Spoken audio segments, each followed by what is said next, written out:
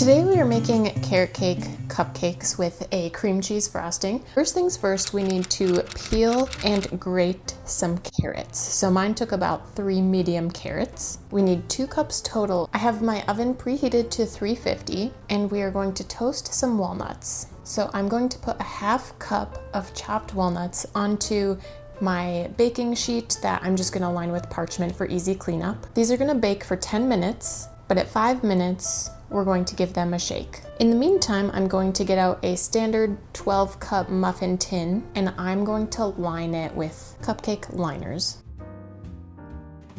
I'm gonna set that aside. I'm gonna get a couple eggs out, and it's best to bake with your ingredients at room temperature, but in a pinch, if you put your eggs in a glass with warm water while you're prepping your other ingredients, they'll warm up to a good temperature by the time you're ready for them. And I don't know what I was thinking. You don't need 4 eggs, you just need 2. So do as I say, not as I do. In a medium bowl, we're going to put a ½ cup of white sugar, a 1/3 cup of packed brown sugar, 3/4 of a cup of oil,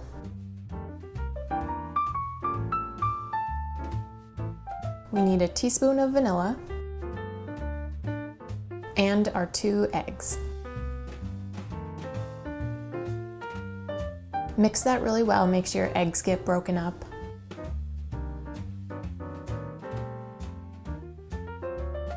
Go ahead and set that aside, and in a large mixing bowl, we need 1 1/4 cups of flour,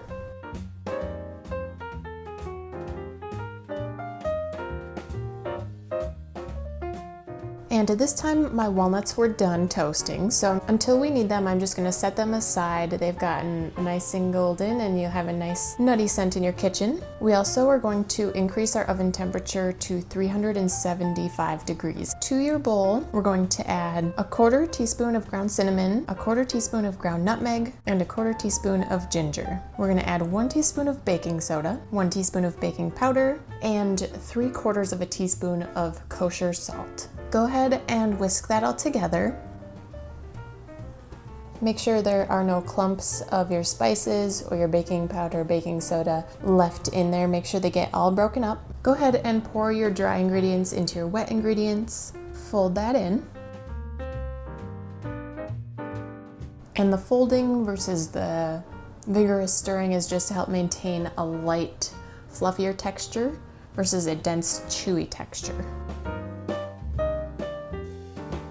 Now it's time to fold in our 2 cups of shredded carrot and our ½ cup of toasted walnuts. Now, some stores will sell shredded carrots, but those shreds are pretty big and those don't get quite as tender when you bake them, so you still have like crunchy carrots in your carrot cake muffin. So I really would recommend taking the time and shredding the carrots yourself. I even used the smaller side of my cheese grater that I would normally use for Parmesan cheese to get a really fine grate. So let's bring back our muffin tin. You can use an ice cream scooper or a 1/4 cup measuring cup to evenly distribute the batter amongst the muffin tin. The recipe says each cup will be 3/4 of the way full.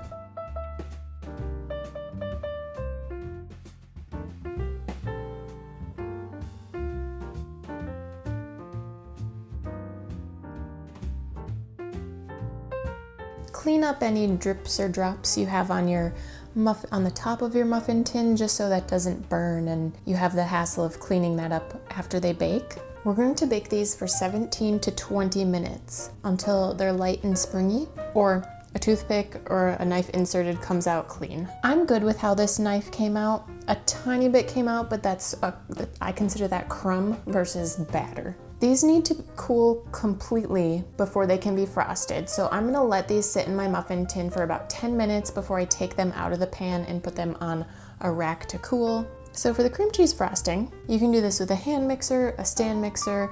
I don't have either, so I'm doing this by hand. We need 1 stick of unsalted butter at room temperature. We need 1 8-ounce block of cream cheese, also at room temperature. I'm going to add a pinch of salt. Go ahead and cream the butter and cream cheese together. You want to cream these together until they're light and fluffy, ideally. If you're doing this by hand, that takes quite a while, so I'm good with what we have here right now. Now we're gonna add 1 teaspoon of vanilla. I don't think that was quite 1 teaspoon, but it worked out just fine. So if you have a full teaspoon, go ahead and use that full teaspoon and mix that in. Now it's time to add 1 3/4 pounds of powdered sugar, which is just over 6.5 cups of powdered sugar. It sounds like a lot. It sounds like you're not gonna be able to mix it in. Trust me, it will work. I had my doubts.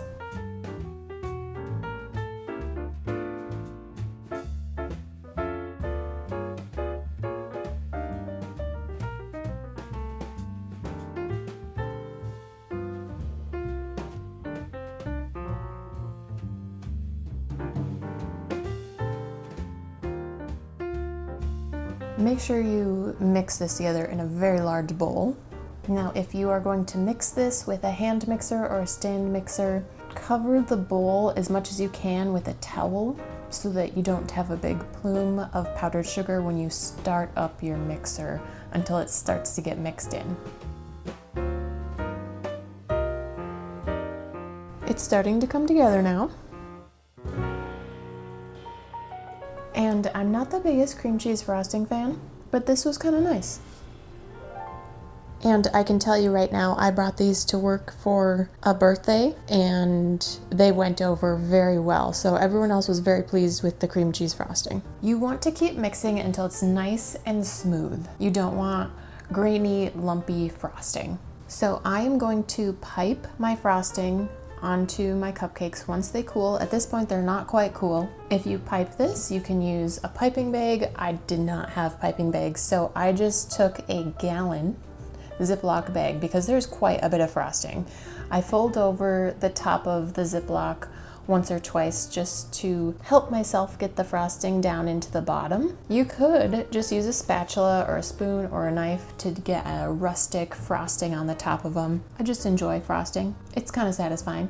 Additionally, I would recommend using a freezer Ziploc because it is a thicker plastic, and I was a little worried when I went to pipe this how thick it was, that it was going to burst the seam of the plastic bag. So shake all of your frosting down to the bottom of the bag and choose a corner that you are going to cut a hole in. The hole you cut is going to be a little bigger than what you cut off. But again, since it's a thick frosting, you do need a relatively large hole. And then just patiently and slowly squeeze the frosting to the end of your piping bag or your Ziploc. And then I am no piping expert, so I just did a swirl, and the first cupcake, if you're not a pro piper, can be kind of interesting. But as you go along, you kind of get into the groove and find a method that works best for you. I did swirls. You could go back and forth. You could do kind of a checkerboard. If you have any piping tips, drop a comment. But there you have it. And you have a little bit left. You do use quite a bit of your frosting, but there is some left over. You can decorate these however you want. I'm sure you could find little tiny carrot decorations or maybe some orange sprinkles. I only had gold sprinkles. Those were the only sprinkles I had that would be kind of fitting for a birthday, so I put a little razzle dazzle on top of these cupcakes since they were for a birthday. And a tip for sprinkles is I like to pour some into the cap of the sprinkle bottle instead of trying to pour it out. My sprinkle bottle didn't have a shaker top on it, so I didn't want to just accidentally dump half the bottle onto one cupcake. So let's go ahead and give this a taste test. Now, as I've said, I'm not the biggest cream cheese frosting person. I'm not the biggest nuts in sweet dessert person, but the nuts were requested for this birthday dessert. And so at the very least, I had to give them a taste test, both for you guys and to make sure they were at least edible before taking them into the office for everyone to enjoy.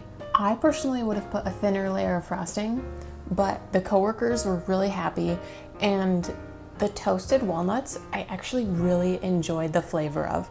I think if they weren't toasted, I would have just been like, meh, but the toastiness of them, game changer. I will leave the link to the original recipe down below in the description, along with all of the ingredients and instructions. If you like this video, please give it a big thumbs up, subscribe for more content, and if you liked this recipe, go ahead, click here on screen for another delicious cupcake recipe.